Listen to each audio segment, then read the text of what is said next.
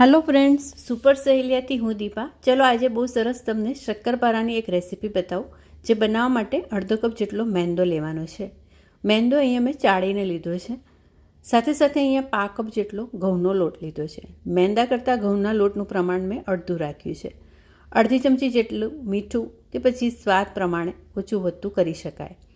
અહીંયા બીજા મસાલામાં નાખવાના છે આપણે ચીલી ફ્લેક્સ. ચીલી ફ્લેક્સ અહીંયા અડધી ચમચી જેટલા એડ કરી દઈશું અને સાથે સાથે મરીનો પાવડર, જે એકદમ સરસ બારીક ક્રશ કરેલો છે, એ 5 ચમચી કરતાં થોડોક વધારે.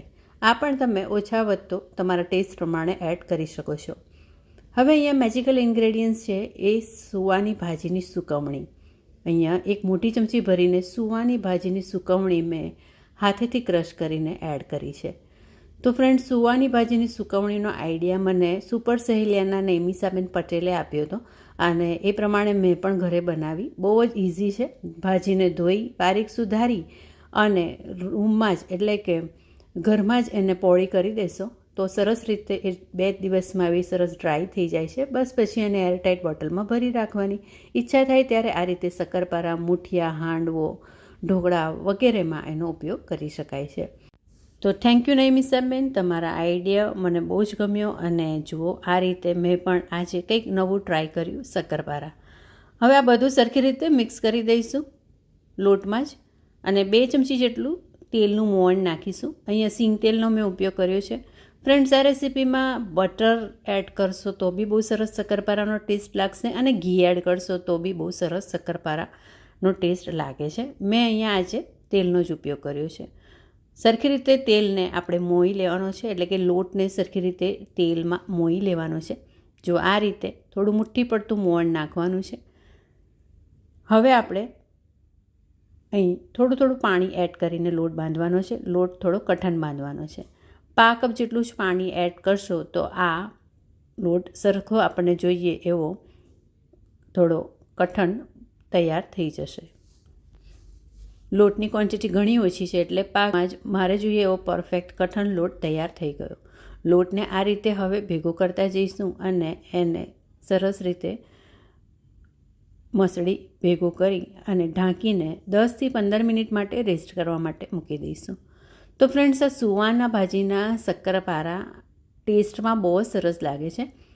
તમારી પાસે સુવાની ભાજીની સુકવણી ન હોય તો ફ્રેશ સુવાની ભાજી મળતી હોય એનો ઉપયોગ પણ એને ધોઈ બારીક સુધારીને કરી શકો છો.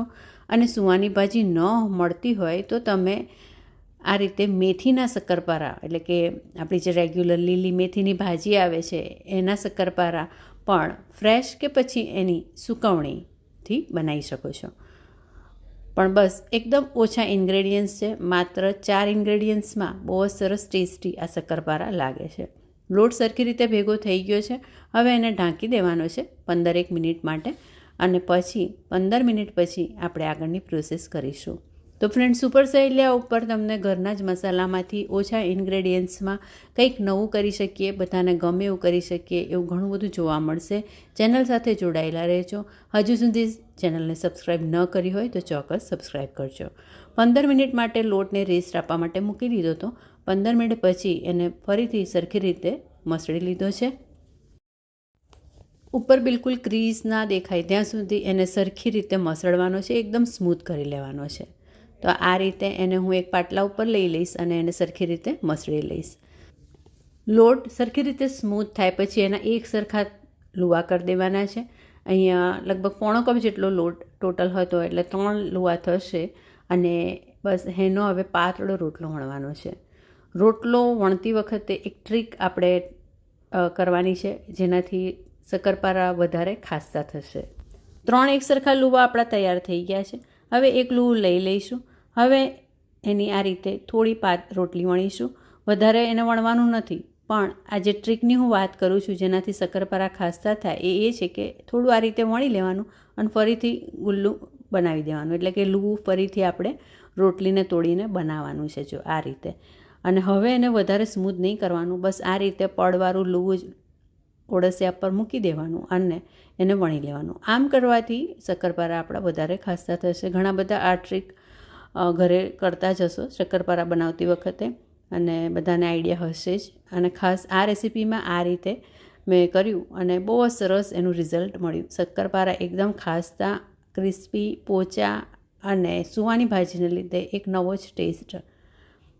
હવે આ ચાકુથી થોડા થોડા ઉપર આપણે આ રીતે હોલ કરી દેવાના છે અને પછી એક બાજુ તેલ ગરમ થવા માટે મૂકી દેવાનું છે અને પીઝા કટરથી સરસ આ રીતે નાના નાના શક્કરપારા આપણે કટ કરી લેવાના છે.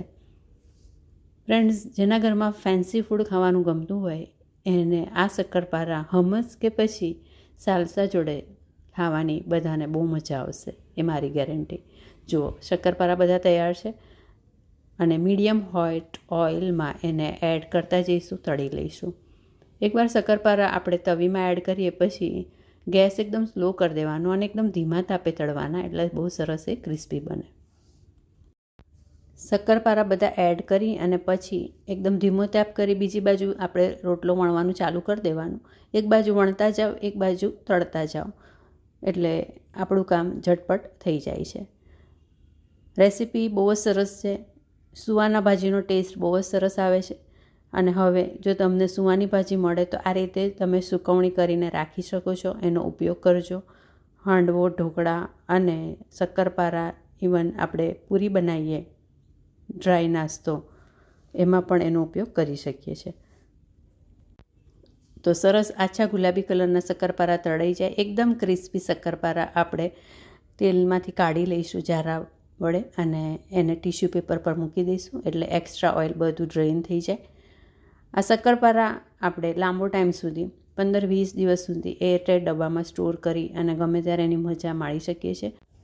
શક્કરપારા એકદમ ધીમા તાપે તળશો તો બહુ જ સરસ ક્રિસ્પી અને ખાસ્તા બનશે, ટેસ્ટી. આ રેસીપી ચોક્કસથી ટ્રાય કરજો. Thank you for watching super સહેલી.